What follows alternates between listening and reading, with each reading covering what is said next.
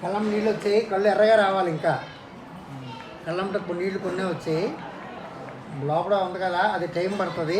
ఇప్పుడు ఇచ్చినవి వాడుకోండి, నిప్పులు అయిపోతాయి. నొప్పులు అది టైం పడుతుంది, నొప్పులకి పోతాయి. ఒకటి ఇస్తున్నాను. మళ్ళీ సారి మీరు వచ్చేటప్పుడు సండే ఆర్ థర్స్డే మీ అబ్బాయిని తీసుకొని రండి. నేను కంప్లీట్ ఆయనకి ఎక్స్ప్లెయిన్ చేస్తాను. అప్పుడు ఆయన కంటిన్యూ చేస్తామంటే మనం చేసిన మెడిసిన్. దీనికా దుంపకూరలు తినొద్దు. దుంపకూరలు బంగాళాదుంప, ఇంకా ఉంటాయి కదా, చామదుంప, కంద, పెండలం అటువంటివి తినొద్దు. అశ్వగంధ మీ దగ్గర ఉందా? అశ్వగంధ మీకు దీని పర్పస్గా ఏం పనిచేయదు. పౌడరు తాగండి.